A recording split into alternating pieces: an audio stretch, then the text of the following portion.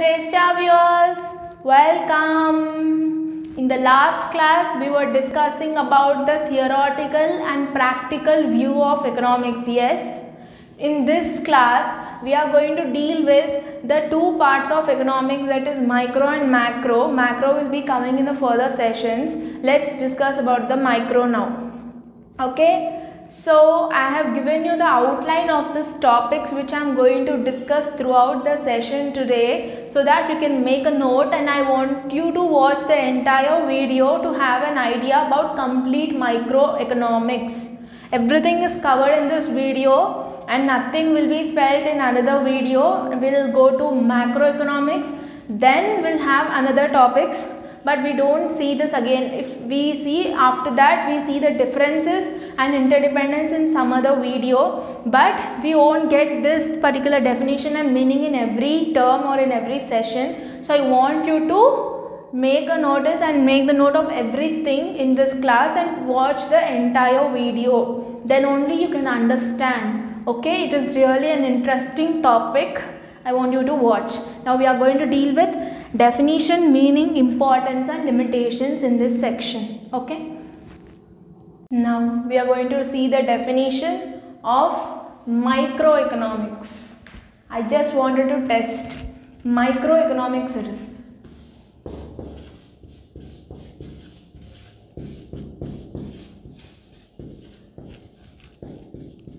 I wanted to test, as soon as I say the definition, you will say economics only, but it is not economics, it is microeconomics. Okay, then let's see the definition. Before that, see the diagram. I know not that good at drawing, but still I tried.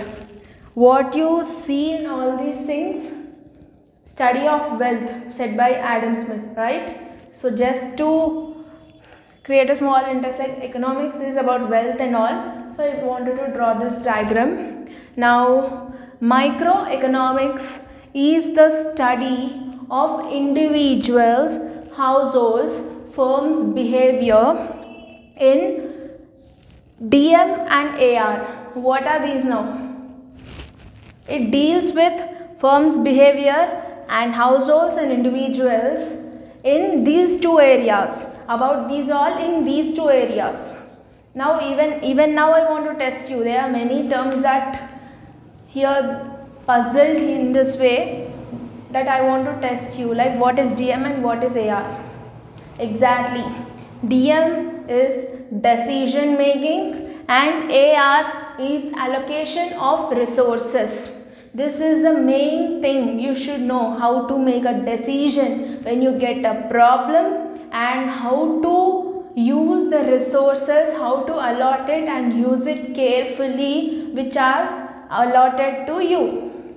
Okay, so about that particular areas, it is saying about it is a study of individuals, households and firms' behavior in decision making and allotment of resources. It means how good are they? How good are they in decision making and allocation of resources? The day when we were discussing about the economics only, we told it is even important for even a common person outside.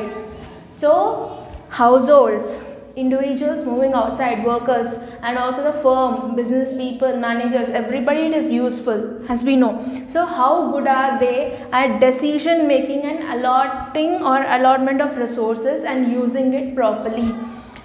Generally applies to markets of goods and services. It generally means that it's about only the goods and services. Regarding that, how are they making the decisions and how are they allotting or using that particular resources.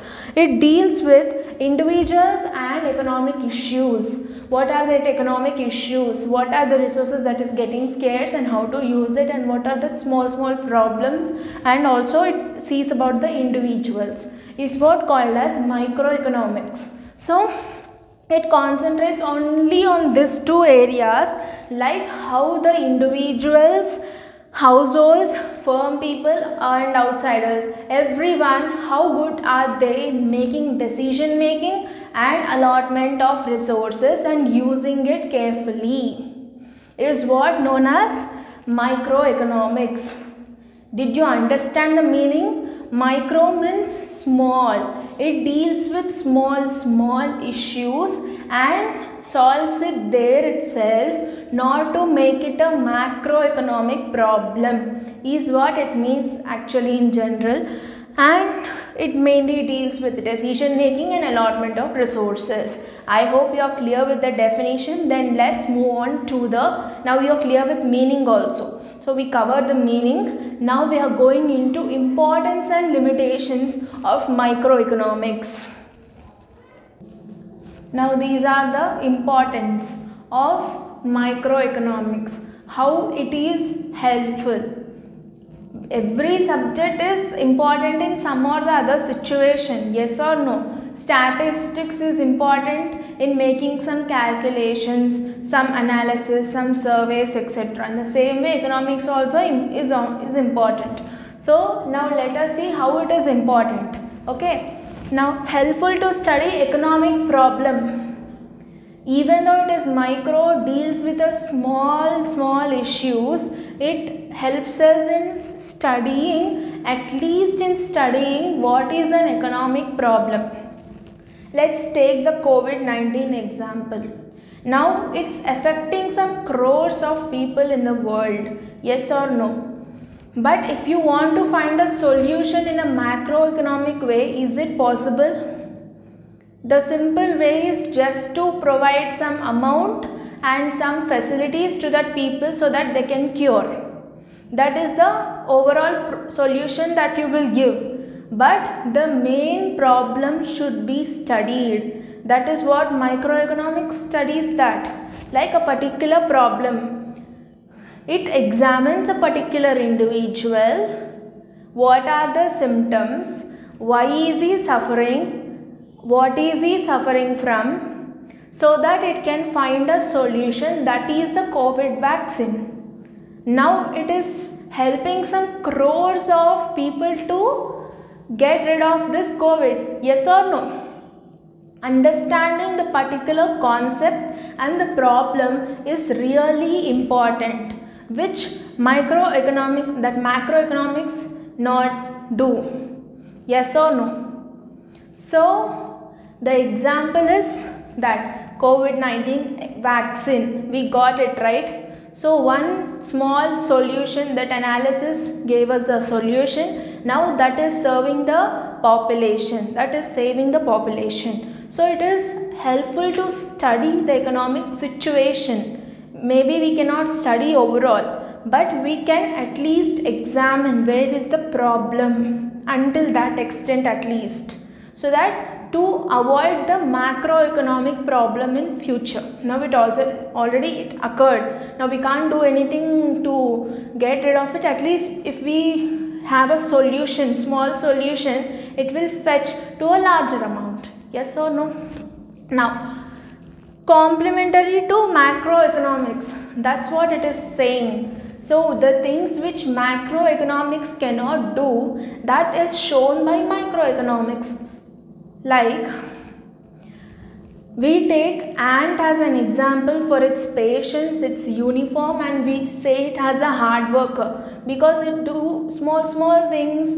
It searches food so that it can have it in a time when it cannot go for food again. But if everyone takes ant as an example, we always remain as a hard worker itself. It is not good for the whole economy. But at present, when everybody are lazy sitting inside the house, at least it is going and fetching some food. That is a great inspiration for many of us, yes. So in the same way, microeconomics may not solve the larger problems of the society or the world, but can find a small solution that can shut down the whole problem of the world, is what the complementary to macroeconomics is microeconomics. Okay, then management of business enterprises, helps in management of business enterprises.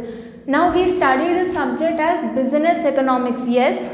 So the microeconomics part also deals with the business. So the managers inside the business in order to have the power of decision making and how to use that resources, as I said you in the definition, they use this economics. They should know economically planning the budget and how to use the resources and how to gain. Yes or no? So in that way it is important for management or for the business enterprises. Then helpful in analyzing the problems of taxation. There are many policies coming through. People may not know about the taxation policies. There are some problems.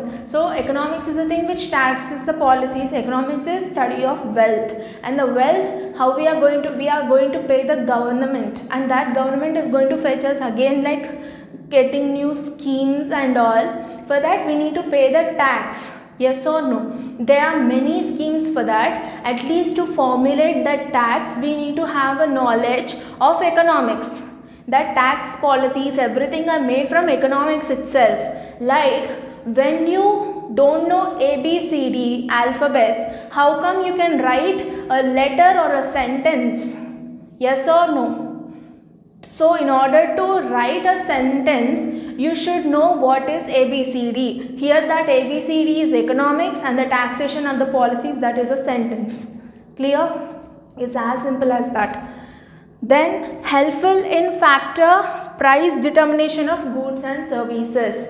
Now these terms like complementary goods, substitute goods, or many terms like goods and services, what are they? Capital goods, manufacturing goods, finished goods. These all are the terms we didn't learn. Though it is used for trading purpose in business, these types of terms we learned it in the basics of economics. Yes or no?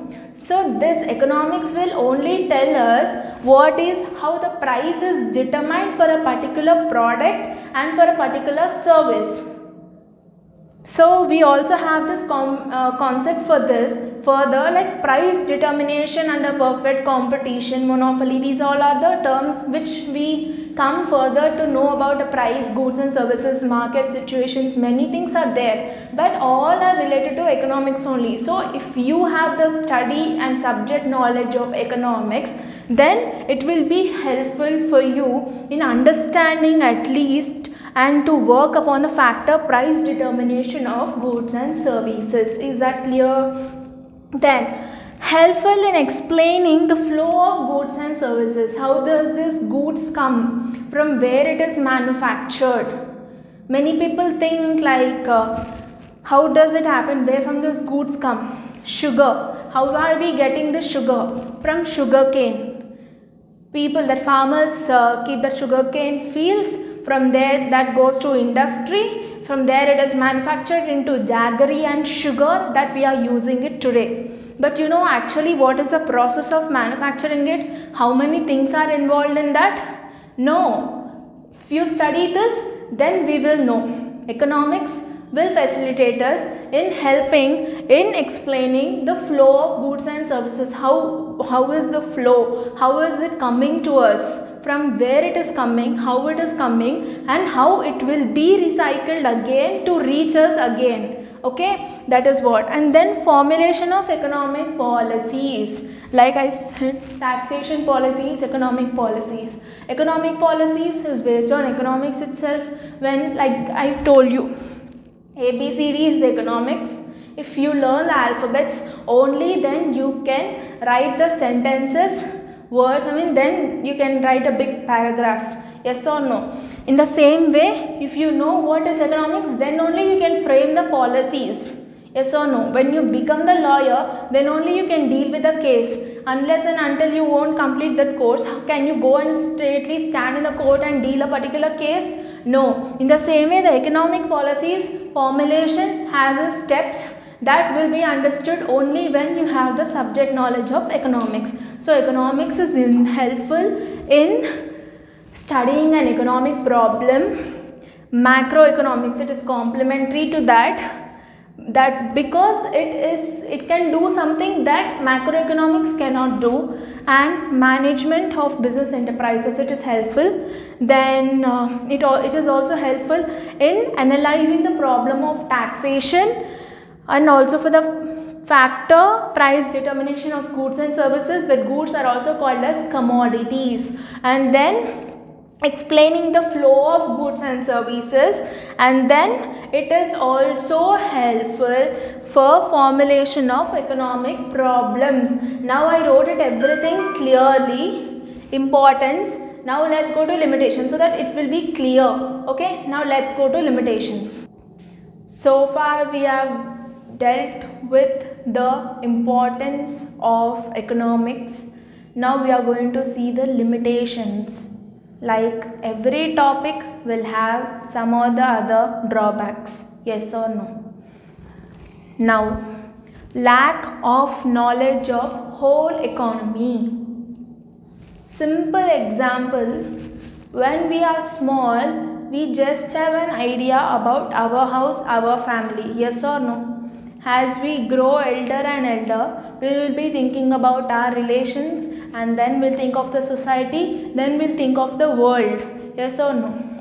So now microeconomics, as we already know, it is a small world and it deals with the small topics, so it is not suitable, and it will have less knowledge about what others feel or what others think or what are the other problems, yes or no. It is as simple as that. So microeconomics cannot have that whole economy's knowledge, so it lacks in that area. Then not appropriate for whole economy. Yes, with a single wheat grain or with a small piece of bread, can you serve the whole world? For how many people can you serve a small piece of bread? That may be very precious. So for that, when you invent that bread is the microeconomic thing, and if you want to serve the whole world, you have to make many bread pieces in that way to serve the whole world, and that is not with you, so it lacks there. So even that microeconomics is also very small and it is not used by the whole world. Okay, then based on unrealistic assumptions, like a businessman, either he thinks that he will get only losses in the business. Working like that, at the end of the day, if he is going negative, then he may really get the negative, like he fails, or in the fear of getting loss, he might get the profit also. Yes or no? But the assumption is not real. He assumed that he might get loss, but he is getting profit. Here he is assuming that he will get profit, but he is getting loss. And in some other exceptional conditions, if they think positive, they will get obviously positive, and if they are thinking that they will get losses and they are working in the same attitude, then they may get losses also. Is that it depends on the mindset, and here it says unrealistic assumptions. Thinking something else will happen, we are going to do something, then that's not going to work. So that is like we are working on unrealistic assumptions. That will be a major drawback for this microeconomic theory. Like we take like full employment, but do you think everyone are employed? No. Again we raise the topic of unemployment, yes or no. Then where comes the word full employment? Still there are many people who are jobless, but collectively we say full employment. Where did from that word come is what the problem is. Then so some economic problems cannot be understood through microeconomics, like unemployment, poverty, this kind of societal problems, and we study many issues coming further in macroeconomic point of view. And that all those will be in a large scale that cannot be studied in microeconomic sense. It is a small issue, it's a small knot, you can solve it with the microeconomic solution. But when it is a large, many people's problem, you can find a solution, but it's not possible. Like it's saying that we cannot get few solutions through microeconomics itself, because it just sees in a small minute part, and it is really a big problem. And then less importance. So because it cannot serve the large people, it will not be getting the importance. When you do something which is really big, then you will be getting the importance, like so and so person or so and so organization has done this thing. Like now we have Bharat Biotech, which has given the vaccine, and there are also many other organizations, Oxford, Serum, many things. Like people who are just trying to do the vaccine, not only these, many institutes have tried, yes or no, but they didn't have much importance because maybe they were trying and they were failing in some times, maybe they didn't know the formula in a correct way, but these people got to know and they are ready to serve the world now. Those vaccines invented or discovered by those particular companies is really like a big medicine. Now it is a medicine and it is saving thousands of crores of life of many people once it comes into the market, yes or no. So microeconomics did not do that, so it has less importance. I'm just giving an example, okay. So lack of knowledge of whole economy, it doesn't have the knowledge, and not appropriate for whole economy, because it doesn't have knowledge. Then how can we use that, or how does it help, yes or no? So then based on unrealistic assumptions, just because you or I assume that it is going to be like this, it won't stop the world. Whatever happens, it really happens, yes or no? So because based on this unrealistic assumptions, those are the drawbacks for microeconomics.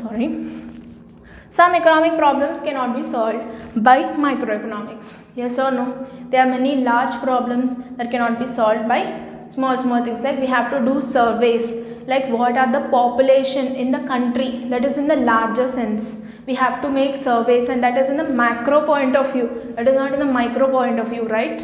So that is not to the part of microeconomics. Then less importance, as it is serving less, it will have less importance. Now that comes to the end of limitations of microeconomics, okay.